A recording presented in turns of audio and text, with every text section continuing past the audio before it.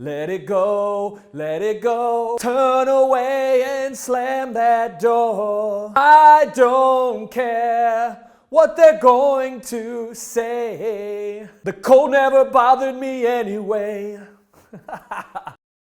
And the great William Shakespeare once said, expectation is the root of all heartache. Worry is energy, my friends. And when we're constantly worrying about what we don't want, guess what happens?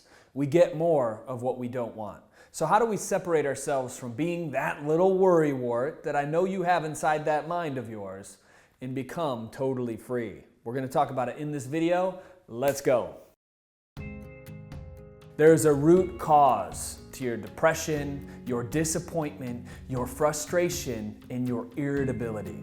It's your expectations of what could happen. We all have them. Big ones, tiny ones, small ones, short ones, fat ones, expectations. And sometimes those expectations don't end up the way that we want it to. So what happens? When life falls short of expectations, we get really uncomfortable. When expectations rule our lives, we disappoint ourselves. Self-sabotage sets in. When we release expectation, we create room for the exploration of trust. I was recently talking to one of my friends, and she was in this relationship that was really toxic.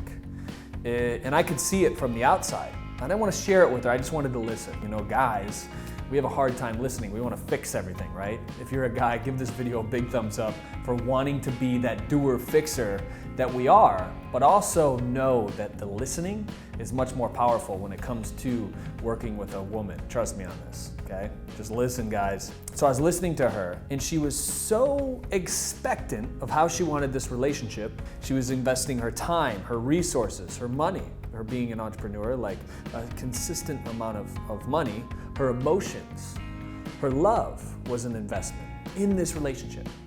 She wanted it to work out so bad.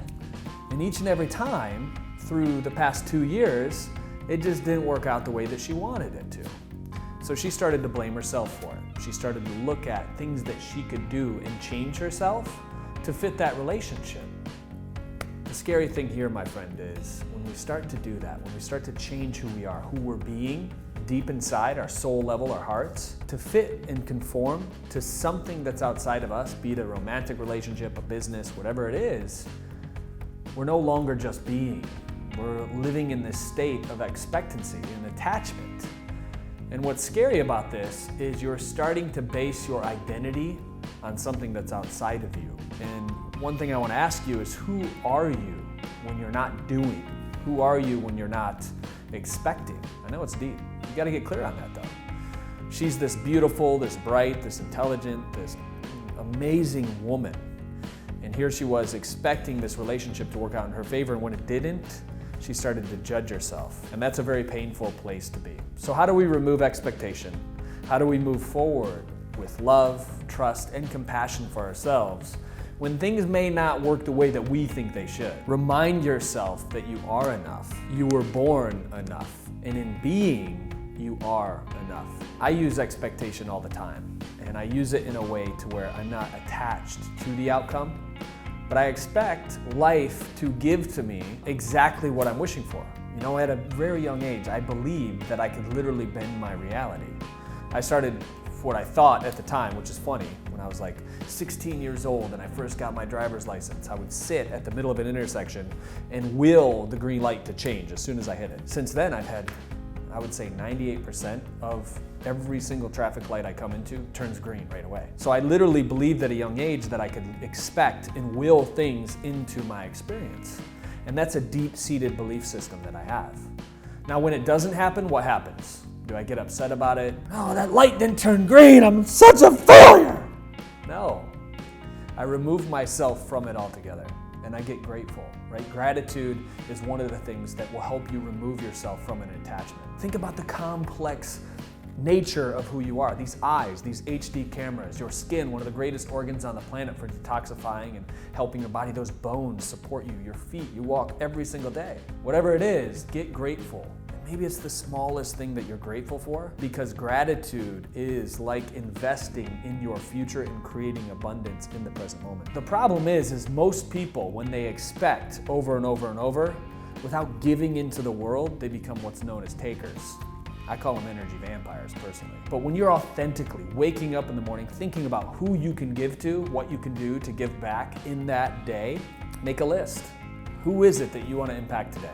Who can I give to? Get outside of you, right? Because expecting things to work out in my favor all the time and not giving outside of myself is a very depressive place to be in. A lot of people don't see it because they're so consumed with what's in it for me. I like to say what's in it for we. How can we elevate humanity? So live from that place, get grateful, and expect in not an attached way. You see, everything that's happened in your life up to this point has happened for a pretty remarkable reason. You're exactly where you are. You're exactly in this seat watching this video. You're exactly where you need to be. And where you are is perfect. You're an absolutely amazing human. Once you start to believe that and expect things to happen in your favor, walking into a restaurant, expecting to have a seat, going into a parking lot, expecting that a parking space has just opened up, expecting the relationship of your dreams to manifest out of a relationship that may be a little discordant right now. Maybe you're having fights, right?